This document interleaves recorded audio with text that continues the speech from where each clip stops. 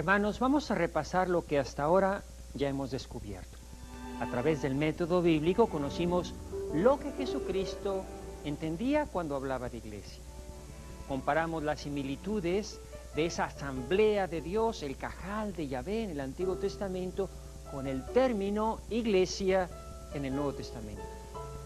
Hemos comparado la idea del reino de los cielos antes y después de Cristo.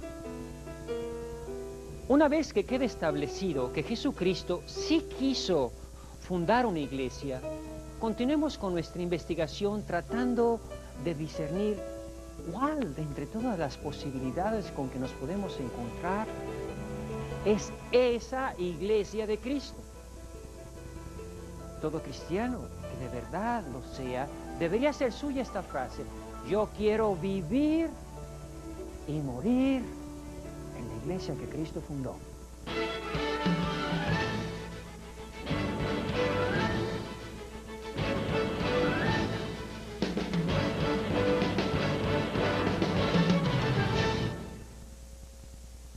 Para esta segunda parte vamos a utilizar el método histórico.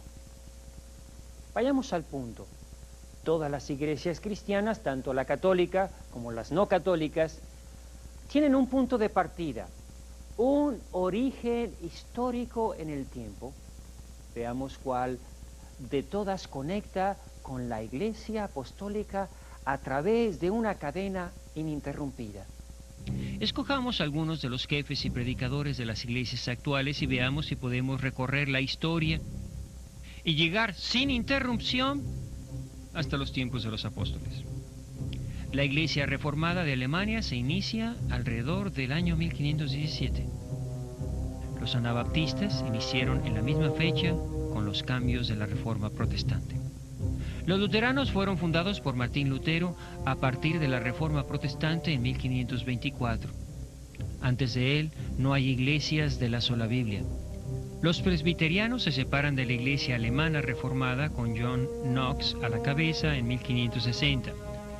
Los calvinistas con Juan Calvino en Suiza se separan en las mismas fechas. Los anglicanos fueron fundados por Enrique VIII en 1534 cuando se separó de la Iglesia Católica porque el Papa no le otorgó el divorcio de su primera esposa. Los congregacionistas fueron fundados en 1581 cuando se separan de la Iglesia Anglicana. Los bautistas fueron fundados por John Smith en 1609 cuando él se separó de los anabaptistas. Los metodistas fueron fundados por John Wesley en 1739 como una separación de la Iglesia Anglicana de Inglaterra. Los unitarios fueron fundados por Teófilo Linsley en 1774. La Iglesia Episcopal, fundada por Samuel Seabury en 1785, deriva de la Iglesia de Inglaterra. Los discípulos de Cristo fueron fundados por Campbell en 1823 y son una rama de la Iglesia alemana reformada. Los mormones fueron fundados por Joseph Smith en 1830. Los adventistas fueron fundados por Guillermo Miller en 1860. El Ejército de Salvación comenzó con William Brough en 1865. Los Testigos de Jehová con Carlos Taze Russell en 1879. La Iglesia de Ciencia Cristiana fue fundada por Mary Baker en 1879. Los pentecostales se iniciaron en Topeka, Kansas, en 1901 y con una derivación de los metodistas. Las Asambleas de Dios en Hot Spring, Arkansas, en 1914. La Iglesia Unida de Cristo se fundó por unión ecuménica en 1957 cuando se unieron congregacionistas con calvinistas. Si tú eres católico, tu iglesia la fundó Cristo en el año 33, el día de Pentecostés. La Iglesia Católica sí reclama el derecho de ser la auténtica, legítima y única en la que subsiste la Iglesia de Cristo y por lo tanto se pone en la banca del juicio para responder a sus objeciones. Todas las objeciones que se hacen a la Iglesia Católica para desacreditarla como la Iglesia que Cristo fundó se pueden resumir, con algunas variaciones más o menos, en tres principales cuestionamientos. La primera objeción es que la Iglesia Católica enseña doctrinas que no están contenidas en la Biblia, la palabra de Dios. Por tanto, muchas de esas enseñanzas que nos da la Iglesia son inventos de los hombres. Vamos a llamar a esta objeción conflicto Biblia contra Iglesia. La segunda objeción se refiere a la noción de que la religión, la Iglesia, son un invento de los hombres y no de Cristo, que lo importante es la fe y el seguimiento de su doctrina, sin importar la afiliación a un grupo religioso determinado. Por eso, a esta segunda objeción la llamaremos fe sí, Iglesia no. Finalmente, en la última objeción revisaremos todas esas opiniones en contra de la Iglesia Católica que la acusan de haberse corrompido, de ser una iglesia de pecadores, una iglesia con una historia llena de abusos, injusticias, errores. Muchos de ustedes habrán escuchado aquello de que la iglesia es la ramera, la prostituta, la Babilonia enemiga del Dios verdadero. Por eso vamos a llamar a esta objeción una iglesia de pecadores. Yo, Jesús, es mi vida. Y usted está llamado por Dios para una tarea preciosa, de ser mensajero de la vida. Gran aprecio que la Iglesia Católica tiene por la Escritura. La Iglesia recomienda insistentemente a todos los fieles la asidua lectura de la Biblia para que adquieran la ciencia suprema de Jesucristo. Pues como dice San Jerónimo, desconocer la Escritura es desconocer a Cristo. Así que, hermanos, cuando escuchen que alguien afirma que en la Iglesia Católica no tomamos en cuenta las Sagradas Escrituras, sepan que están mintiendo y que la realidad es todo lo contrario. Ahora bien, la manera como concebimos la relación entre la Biblia y la Iglesia es muy diferente a la de los protestantes. Para entender esto, vamos a ir explicando paso a paso estas diferencias y vamos a tratar 4 puntos. Primero, la Iglesia es primero y la Biblia después. Segundo, primero es la palabra hablada y después la palabra escrita. Tercero, la Escritura no nos da la fe. Cuarto, la salvación está en el conocimiento de esa verdad que es Cristo mismo. Primero, la Iglesia es primero y la Biblia después. Partamos de estas 2 premisas. La Iglesia es obra de Cristo y la Biblia es palabra de Dios. Hay que respetar tanto a la Iglesia como a la Biblia. Y está mal negar la Iglesia para afirmar la Biblia, como negar la Biblia para afirmar la Iglesia. Las 2 son obras de Dios, por tanto hay que respetarlas, pero cada una en su lugar. Históricamente, la Iglesia existió primero y la Biblia vino después. La Biblia fue escrita por la Iglesia. La Biblia nació en la Iglesia. La Biblia es hija de la Iglesia. Este es un hecho histórico, verificable. 90 años después de la muerte de Cristo fue que se acabó de escribir el último libro que se incluyó en la Santa Biblia. La Iglesia ya existía antes de que la Biblia se terminase de escribir y todavía pasaron más de 300 años antes que se definieran cuáles eran los libros que debía contener la Biblia. Hablar de la composición y creación de la Biblia nos tomaría varios programas, en su momento los presentaremos, pero por ahora quiero que vean esta tabla con las diversas fechas en las que la Iglesia se reunió en algún sínodo o concilio para discutir y decidir cuáles serían considerados como los libros inspirados, los libros de inspiración divina, es decir, como documentos que eran definidos palabra de Dios. Concilio de Yamnia, después del año 80 después de Cristo. Concilio de Nicea, 350 después de Cristo. Sínodo romano, en el 382 después de Cristo. Traducción al latín hecha por San Jerónimo por orden del Papa Dámaso I en el año 390. Concilio de Constantinopla, año 692. Concilio de Trento, 1545-1563. Queda claro, pues, que la Biblia, tal como la conocemos, es hija de la Iglesia y no al revés. Una hija no puede engendrar a su propia madre. Pongamos el problema de otra manera para que todos puedan entender. ¿Por qué debemos creer, por ejemplo, que el Evangelio de Lucas y los Hechos de los Apóstoles nos dicen la verdad, que son palabra de Dios? San Lucas no era un apóstol. Cristo no le mandó a Lucas escribir nada, ni siquiera lo nombró su apóstol. Entonces, ¿por qué debemos creer lo que Lucas escribió?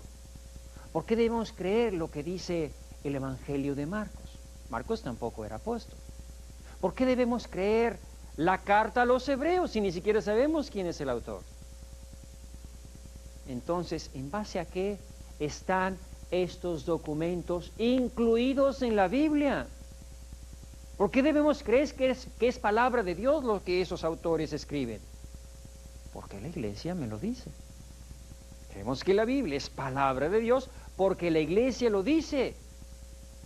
Y sin su autoridad no habría Biblia. Esa Biblia que tienes en las manos, tú y cualquier otro hermano separado, fue compilada por la Iglesia Católica. Si ellos hicieron cambios después y modificaciones para ajustar a sus propias creencias, ese es otro problema. Segundo, primero es la palabra hablada y después la palabra escrita. El cristianismo, dice el catecismo de la Iglesia, no es la religión del libro. Sabemos que hay muchas iglesias fundadas sobre la Biblia. Pero Cristo jamás dijo, sobre esta Biblia edificaré mi iglesia. Eso no lo dijo Jesús. Por tanto, ninguna iglesia fundada únicamente sobre la Biblia puede ser la iglesia de Cristo. Jesucristo nunca dijo, id y repartid la Biblia. El que sepa leer se salvará. El que no sepa leer se condenará. Cristo no basó su iglesia sobre la Biblia, sino sobre las enseñanzas de los apóstoles. Eso lo encontramos en el capítulo 16 del Evangelio de San Marcos. Ahí les dice a sus apóstoles, id por todo el mundo y proclamad la buena nueva a toda la creación. El que crea y sea bautizado se salvará. El que no crea se condenará. El que creyere, ¿qué? El que creyere lo que ustedes, mis apóstoles, enseñan, prediquen. Fíjense que claro está. Id y predicad. El que creyere se salvará. Lo que debemos creer es lo que los apóstoles enseñan. La Biblia es instrumento de salvación en cuanto contiene las enseñanzas y la predicación de los apóstoles, los enviados de Cristo. Y el único lugar para entender la Biblia en toda su amplitud es la iglesia, donde se guarda y observa no solo lo escrito, sino también lo predicado por los apóstoles, aunque no haya sido escrito. Por tanto, el creer que todas las verdades se prueben con la Biblia es de hecho rechazar una de las enseñanzas contenidas en la Biblia misma. Es una contradicción rechazar las enseñanzas transmitidas oralmente por los apóstoles. El mismo apóstol San Juan concluye su evangelio con esta frase, indicando que muchas de sus enseñanzas no fueron plasmadas en el libro, no fueron escritas. Hay además otras muchas cosas, dice San Juan, que hizo Jesús. Si se escribieran una por una, pienso que ni en todo el mundo bastaría para contener los libros que se escribieran. Bendita sea tu pureza y eternamente los... La Escritura no nos da la fe. Hay muchas iglesias que reclaman que la fe es lo único que salva. Efectivamente, todos los cristianos creemos que nos salvamos por la fe.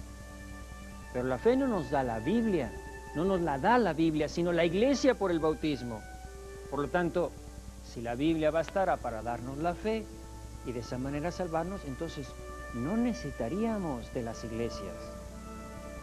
Para ilustrar el punto de que la Biblia no te da la fe, recordemos el pasaje de los Hechos de los Apóstoles en el capítulo 8, donde Felipe bautiza al eunuco. Felipe corrió al carro del eunuco y le oyó leer el profeta Isaías y le preguntó: ¿entiendes lo que vas leyendo? Él respondió: ¿cómo lo puedo entender si nadie me hace de guía? Y rogó a Felipe que subiese y se sentase con él. Y más adelante dice, el eunuco pregunta a Felipe: te ruego me digas de quién dice esto el profeta, de sí mismo o de otro. Felipe entonces tomó la palabra y partiendo de este texto de la Escritura, se puso a anunciarle la buena nueva de Jesús. Fíjense cómo aun y cuando el eunuco ya tenía la intención de conocer la palabra de Dios por sí solo, no la entendía porque no tenía la fe. Esa fe la recibió de Felipe, apóstol de Cristo, a través del bautismo. Entonces concluimos que si es necesaria la iglesia para salvarse, entonces ya no es verdad el principio protestante de la sola escritura, de que basta la Biblia para conocer esa verdad que nos salva. Cuarto, la salvación está en el conocimiento de esa verdad que es Cristo mismo. Jesucristo dijo: si os mantenéis en mi palabra, seréis verdaderamente mis discípulos y conoceréis la verdad, y la verdad os hará libres. Ahora bien, ¿dónde está esa verdad? ¿Dónde encontramos esa verdad? La respuesta está en la primera carta de San Pablo a Timoteo, en el capítulo 3, que es la iglesia de Dios vivo, columna y fundamento de la verdad. ¿Por qué San Pablo no dijo que la Biblia es la columna y fundamento de la verdad? No lo dijo por una razón muy sencilla, y es que el que acepta a la iglesia, acepta la Biblia y la interpretación que le da la iglesia a la Biblia. Esta es una de las diferencias particulares entre los católicos y los protestantes. Los protestantes solo aceptan lo que ellos entienden de lo que está escrito en la Biblia. Pasemos ahora a la siguiente objeción contra la Iglesia Católica. Segunda objeción: fe sí, iglesia no. Esta objeción consiste en querer quitarle importancia al asunto afirmando que la religión organizada no es importante, que da lo mismo estar en cualquier iglesia, y que lo único importante es creer en Dios y asunto terminado. Pero eso no se lo creen ni ellos mismos. Si de verdad da lo mismo estar en cualquier iglesia, entonces ¿por qué ellos fundan nuevas iglesias? ¿Acaso la que fundó Cristo no funciona y la de ellos sí? Como ven ustedes, hermanos, entre más explicaciones dan, más se contradicen. Por eso los más listos prefieren quedarse callados. Esto además ya queda contestado con la primera parte en la que demostrábamos que Jesucristo tuvo el deseo específico de formar una iglesia visible aquí en la tierra.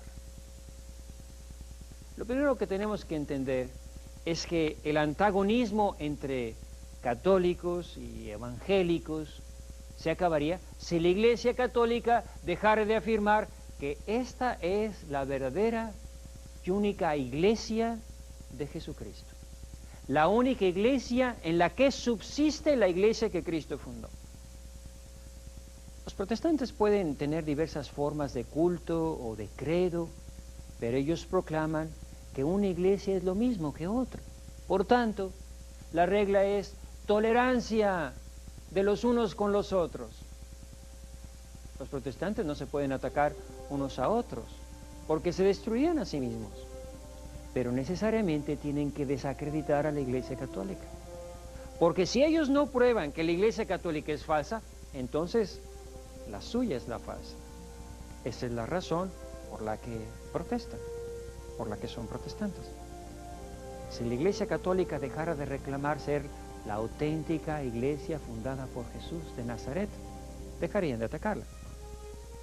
Si dejara de ser maestra en materias de fe y de moral, si dejara de diferenciar entre lo que es verdad y lo que es mentira, si dejara de distinguir lo que está bien y de decirte lo que está mal, si dejara de definir lo bueno y lo malo, entonces todo el mundo la dejaría en paz. La tercera y más franca objeción contra la Iglesia Católica es que ¿cómo puede considerarse la Iglesia fundada por Cristo cuando en su historia han habido graves errores y abusos? Cuando ha sido una iglesia llena de pecadores. La Iglesia ha cometido muchos errores y por eso Cristo ha suscitado muchos reformadores dentro de ella.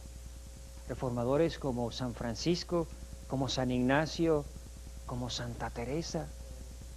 Todos ellos corrigieron muchos abusos en la Iglesia, pero no por ello se separaron de la Iglesia para formar la suya propia. Por eso dice el Papa que el verdadero reformador es el santo. Cristo es el camino y la verdad y la vida. Él afirmó que iba a proteger a su iglesia de caer en el error. No dijo que los hombres no iban a pecar.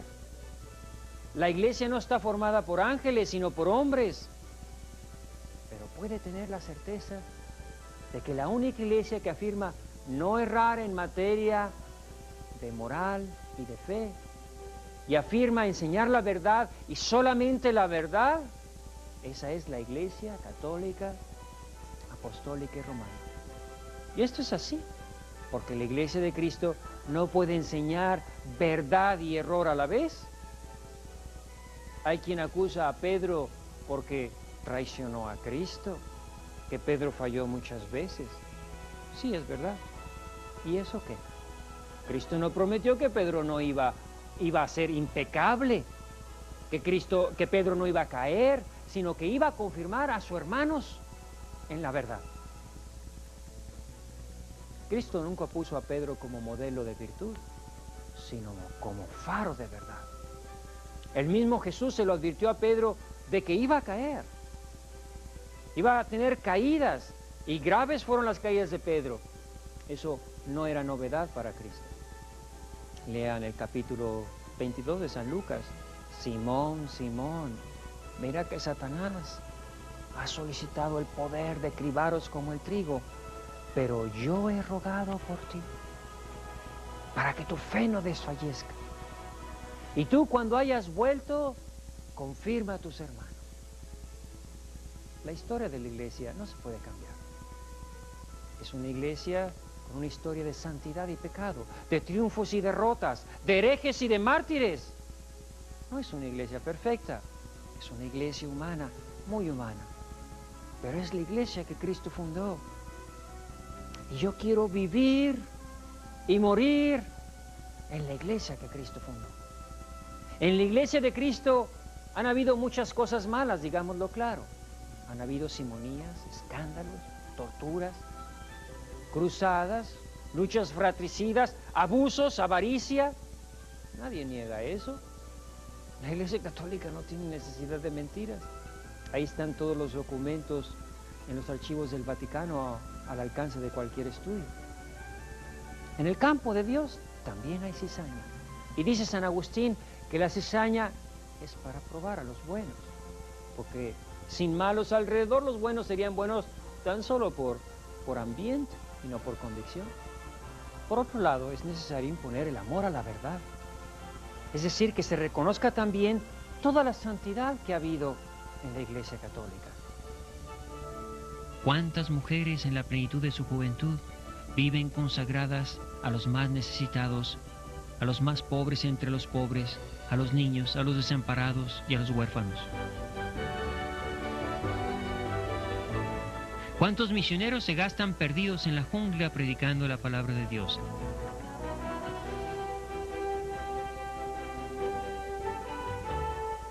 ¿Cuántos mártires han dado su sangre por Cristo? ¿Cuántos católicos han muerto con el grito de Cristo Rey en los labios? Por eso, para ver la santidad de la Iglesia, es necesario abrir los dos ojos y no ver todo con el ojo izquierdo. A mí enséñame una iglesia que haya predicado a más gentes el Evangelio, que haya enjugado más lágrimas a los afligidos, que haya educado a más ignorantes, que haya atendido a más enfermos, ciegos, leprosos. A mí enséñame una iglesia que haya hecho más obras para la difusión del Evangelio, que haya engendrado más figuras excelsas y santas, que haya entregado más sangre y más vida por Cristo. Enséñamela y yo me voy con ella.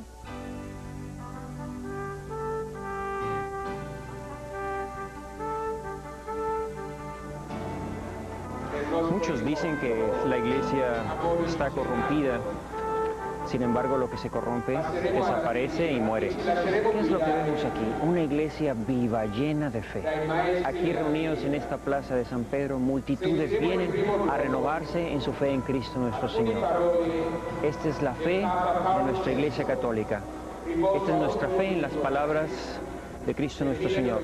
Yo estaré con vosotros todos los días hasta el fin del mundo. Así es como hemos respondido a esas tres temidas objeciones contra la Iglesia Católica. Nos vemos, amigos, en nuestro siguiente programa con nuevas pistas para encontrar la verdadera Iglesia de Cristo.